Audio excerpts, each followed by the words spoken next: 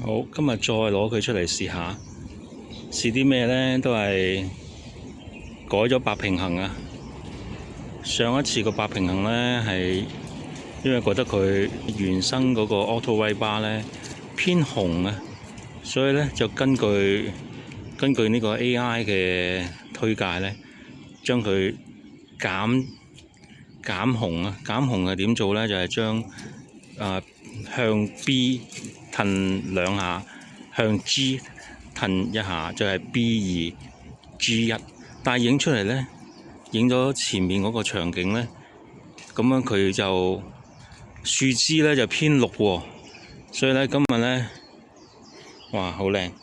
今日呢就將嗰個 G 呢取消，向下褪一下，即係向 Majestic 嗰度呢褪0.25，B 呢就保持喺1，即係 B1M 0.25，咁希望減低嗰個發綠同埋發紅嘅情況啊！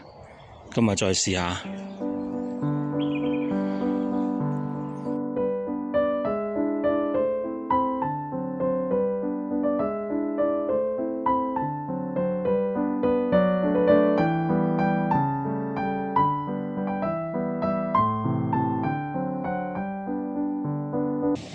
然後呢，就將呢個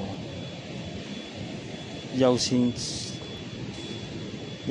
次序呢，就本來係 standard 嘅標準，我改成呢個白色，咁樣呢，就唔會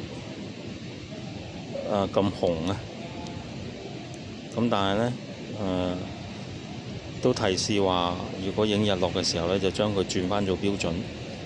如果唔係呢，可能冇咁紅啊個日落。